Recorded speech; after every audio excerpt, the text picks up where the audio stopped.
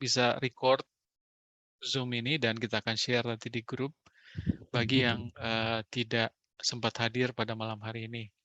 Baik, kakak-kakak sekalian, saya akan share beberapa informasi yang sebetulnya sudah dibagikan beberapa hari yang lalu di grup kita, dan saya akan go through cepat untuk kesempatan kali ini supaya teman-teman terutama yang baru bergabung di Club Ministry Training di batch 2 ini bisa memperoleh gambaran kira-kira apa yang diharapkan dari teman-teman sekalian untuk dilakukan pada sesi CMT akan kita laksanakan dalam beberapa waktu ke depan. Oke, jadi sebenarnya saya berharap ada Kak Frankie di sini, Kak Eng yang jadi ketua panitia untuk CMT untuk membantu, tapi beliau mungkin masih dalam perjalanan, jadi sambil menunggu kita mulai saja untuk diskusi kita pada malam hari ini. Jadi untuk Club Ministry Training ini saya tidak jelaskan lagi secara rinci, tapi kurang lebih ini adalah program pelatihan kepemimpinan yang kalau dulunya kita sudah sering mendengar tentang Adventist Youth Ministry Training AYMT, tetapi di tahun 2022 ini sudah diintegrasikan menjadi namanya Club Ministry Training.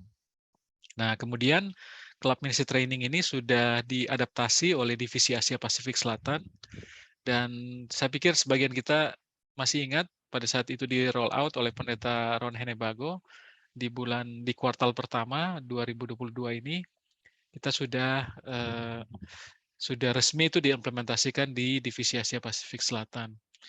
Dan Club Ministry Training ini pada dasarnya terdiri dari 2 tingkatan. Yang pertama adalah basic staff training. Jadi kalau teman-teman familiar dengan ABST, kemudian PBST, ya. Jadi itu yang basic staff training. Jadi itu bisa diikuti oleh seluruh master guide, calon atau kandidat master guide training bisa mengikuti BST ini. Dan saat ini memang BST adalah prasyarat untuk dilantik sebagai master guide ya, dan itu sudah berlaku sudah lama ya, kita ketahui bersama. Nah, kemudian yang kedua adalah role certification. Jadi role certification ini seperti title-nya sendiri adalah ini untuk mensertify peran-peran tertentu di dalam club ministry. Jadi kita nanti akan ada adventurer, kemudian pathfinder. Nanti saya yakin teman-teman sudah melihat di bundle yang saya share. Jadi ada adventurer role certification, kemudian ada pathfinder role certification.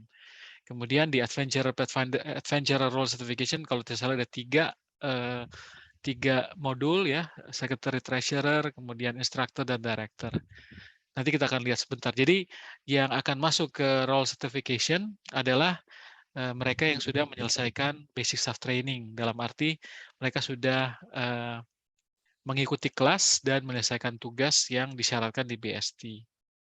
Jadi ini kurang lebih refreshment saja untuk definisi dan description dari Club Ministry Training ini yang saya rasa kita semua sudah paham ya. Kemudian berikutnya yang saya mau jelaskan juga apa yang kita sudah lakukan di tingkat uni se-Uni Indonesia Kosan Barat. Jadi untuk CMT tingkat uni kita sudah laksanakan BST-nya, Basic Staff Training itu sekali itu di bulan April dan Mei yang lalu ya, kita sudah laksanakan itu, dan kita akan laksanakan lagi. Itu sebabnya ada meeting ini pada malam hari ini untuk batch yang kedua gitu ya. Jadi batch pertama itu sudah selesai dilaksanakan di bulan April dan Mei. Waktu itu sekedar informasi saja, yang mendaftar ada kurang lebih 1.400 nama, yang yang mengerjakan tugas itu kurang lebih ada 400, tetapi yang akhirnya menyelesaikan tugas dan lulus itu ada kurang lebih 150 orang. Jadi sangat sedikit ya yang berhasil menyelesaikan hingga tuntas. Dan kita ekspektasinya di bulan Oktober ini yang belum menyelesaikan itu dia akan melanjutkan kembali karena dia bisa melanjutkan kembali tugas yang belum sempat selesai untuk diselesaikan di batch 2 ini. Jadi itu yang basic staff training ya. Basic staff training yang akan mengajar tentunya adalah karena ini di tingkat uni adalah teman-teman yang tersertifikasi di tingkat divisi, dan beberapa waktu yang lalu kita sudah mengadakan trainer refresher session yang kita semua sudah, sebagian besar dari kita sudah ikut dan memperoleh materi dari tingkat divisi. Kemudian selain BST ada role certification atau RC, dan itu kita akan laksanakan di bulan November 2022. Jadi rencananya adalah kita akan laksanakan dulu basic staff training untuk angkatan kedua tingkat uni BST batch 2 di bulan Oktober, kemudian kasih waktu sebulan untuk teman-teman ini menyelesaikan, kemudian mereka bisa eligible untuk mengikuti role certification bersama-sama dengan yang sudah selesai di BST di batch 1, batch 1 gitu ya. Jadi itu sequence-nya yang akan kita laksanakan pada bulan Oktober dan November. Dan hari ini saya tidak tahu, mungkin dari surat dari Pendeta Wenas sudah dipersiapkan dan harusnya sudah dirilis surat dari Departemen PA Uni Indonesia Kawasan Barat ke Konferensi Daerah Wilayah untuk nanti diteruskan ke jemaat-jemaat oleh Direktur-Direktur PA. Jadi surat dari Uni terkait CMT ini untuk yang batch 2 ini sudah dirilis hari ini.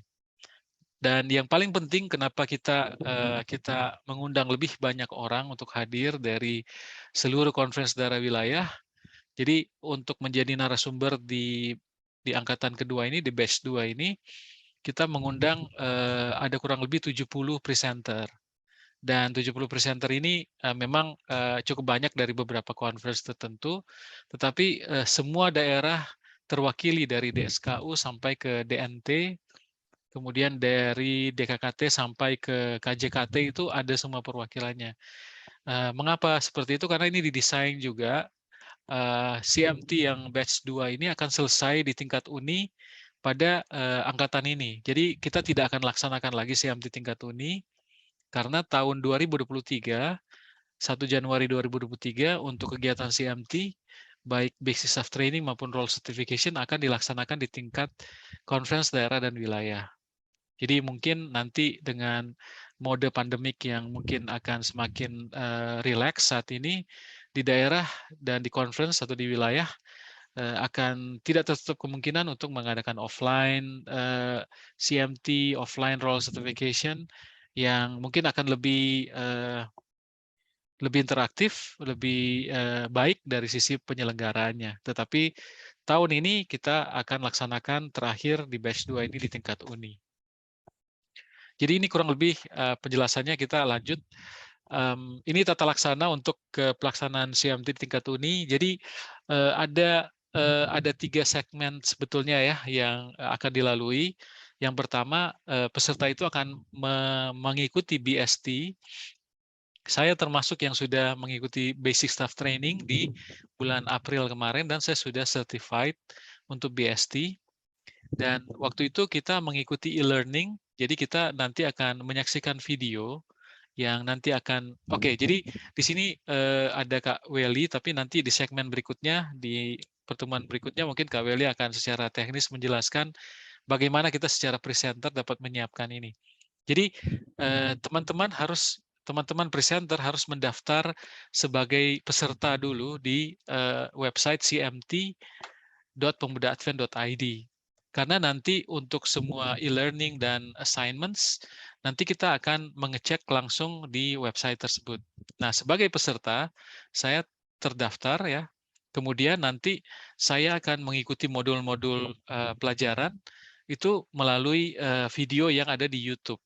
Dan di setiap segmen, jadi kalau saya di BST kemarin, ada 8 modul yang saya harus pelajari dan saya harus selesaikan assignment-nya.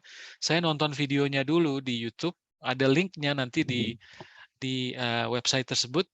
Setelah saya nonton, rata-rata kurang lebih setengah jam videonya, kemudian nanti akan ada pertanyaan yang disiapkan di sana, dan pertanyaan itu harus diisi dengan akurat, supaya nanti itu bisa diselesaikan tugasnya. Nah, setelah pertanyaan diselesaikan, kita akan mengikuti kegiatan classroom, di mana kita akan ikut bersama-sama dengan peserta lainnya untuk mengikuti presentasi atau sharing dari presenter ya, itu yang disebut sebagai classroom. Jadi antara basic staff training dan role certification itu sama tipikalnya ya, tata laksananya sama. Jadi e-learning, kemudian classroom, dan e-assignments. Nah, tetapi untuk role certification, ada beberapa role certification yang mensyaratkan adanya tugas lapangan atau disebut sebagai field work. Nah, field work ini nanti kita akan bahagi, dan saat ini sudah ditunjuk nanti kita akan lihat modul group coordinator ya. Jadi misalnya untuk saya lupa, tapi ada misalnya di sini ada Kak Friska yang jadi koordinator untuk ke modul adventurer instructor kalau nggak salah, atau director saya lupa ya. Jadi nanti peserta yang mengambil role certification itu mereka harus menyelesaikan tugas lapangan atau field work ya. Dan field work ini bermacam-macam di setiap role yang diambil. Nah, field work ini akan dilaksanakan dalam jangka waktu kurang lebih 3-6 bulan berdasarkan tuntutan yang ada di manual. Jadi field work ini diselesaikan, kemudian dibuatkan laporannya, nanti diupload lagi di website, kemudian nanti akan di-mark completed oleh instruktur dan akhirnya selesai. Jadi field work untuk role certification ini akan mencakup hingga tahun 2023 karena memang minimal itu kalau tidak salah 6 bulan ya role certification field work yang harus diselesaikan. Di Uni Timur kalau tidak salah mereka mensyaratkan sampai 1 tahun penyelesaian untuk tugas lapangan. Jadi ini kurang lebih gambaran umum untuk bagaimana CMT tingkat Uni Indonesia Kawasan Barat. Nah, tentunya kami menawarkan ini juga dari klip ya Uni Indonesia Kawasan Barat, menawarkan ini ke kakak-kakak pendeta Direktur PPA di Kondawil apabila model ini mau diadopsi di Konferensi Daerah Wilayah pada saat penyelesaian tugas untuk BST dan Role Certification, tentunya akan sangat baik ya, karena database-nya akan semua terdata di website ini. Oke, saya lanjut. Ini yang saya sudah jelaskan tadi, jadi ini memang penting, tapi saya sudah informasikan tadi, jadi saya skip saja. Dan ini adalah list atau daftar dari modul yang untuk BST. Dan ini rata-rata dari kita sudah menyelesaikannya pada BST session batch 1 kemarin ya. Jadi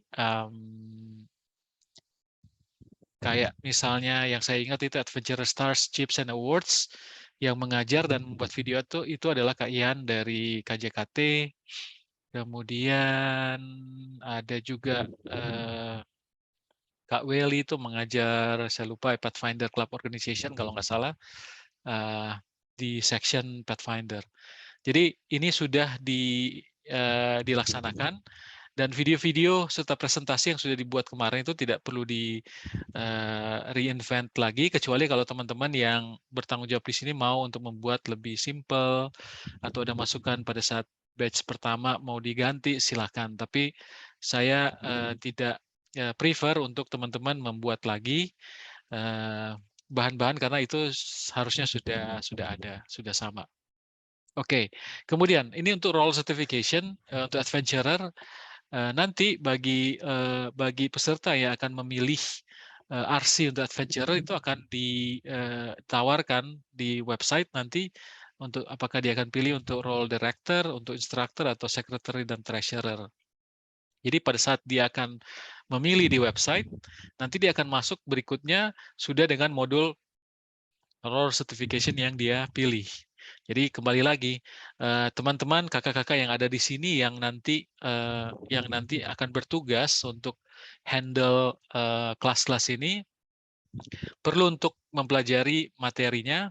kemudian membuat presentasi serta membuat video singkat untuk menjadi bahan buat e-learning dan e-assignment.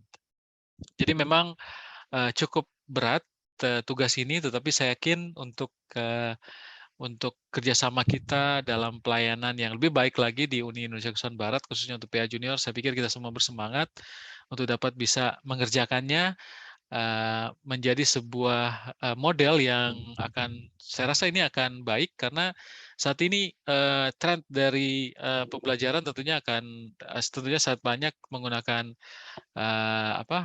model daring ya, virtual learning, sehingga kita perlu mengadaptasi ini untuk kegiatan pembelajaran sertifikasi PA Junior di UIKB. Oke, lanjut untuk Pathfinder saya tidak akan jelaskan, kurang lebih seperti ini pembagiannya. Kemudian ya ini saja untuk bahan-bahan dari CMT serta role certification. Sampai di sini mungkin kakak ada hal yang mau ditanyakan atau masih kurang jelas? Bisa raise hand atau langsung open mic. Oke, mudah-mudahan jelas ya. Kita bisa nanti diskusi sebentar jika masih berpikir untuk apa yang mau ditanyakan.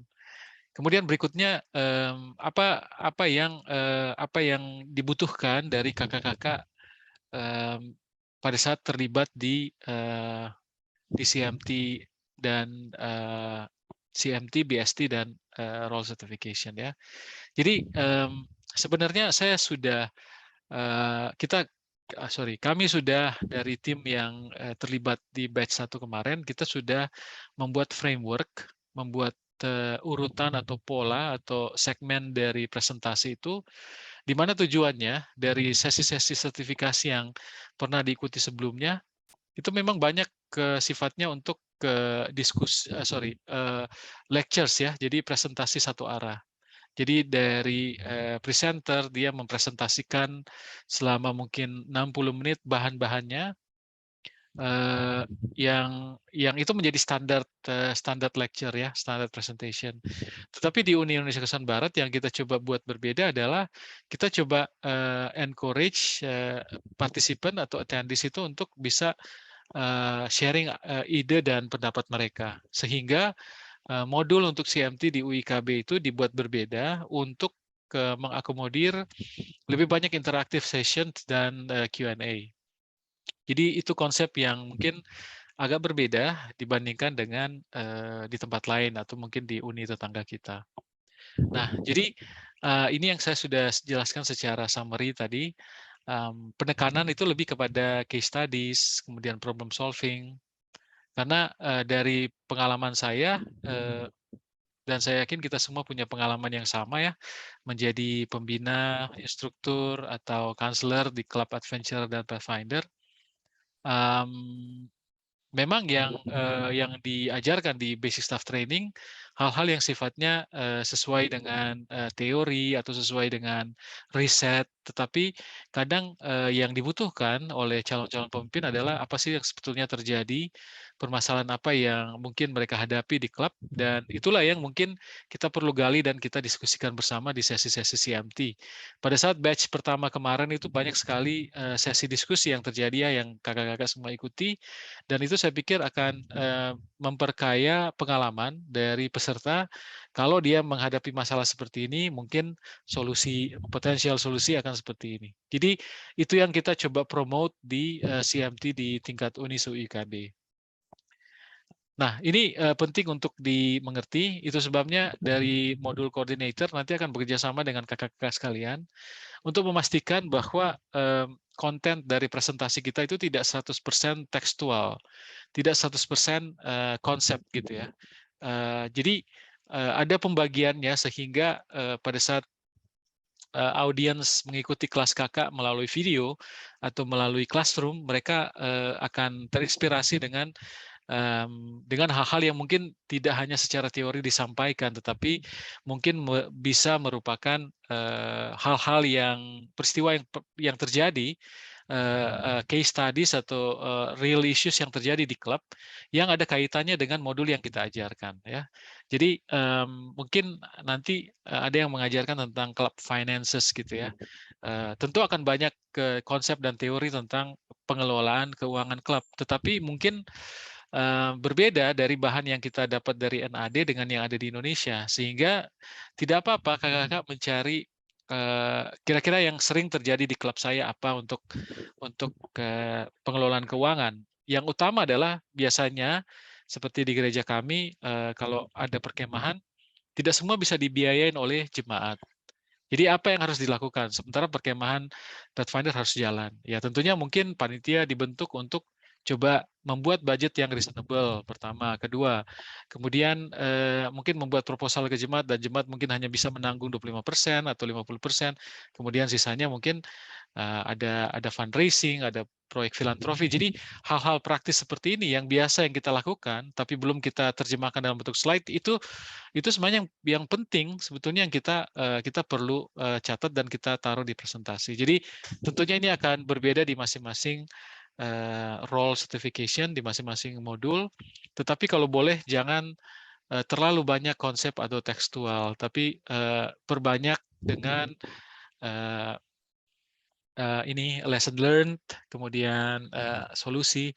Jadi framework ini disusun oleh Kak Kyriakos dari DKI supaya lebih mensimplify peserta agar tidak bosan pada saat menonton video atau menghadiri di kelas. Jadi mudah-mudahan ini sudah dibaca juga di PDF yang saya share beberapa waktu lalu.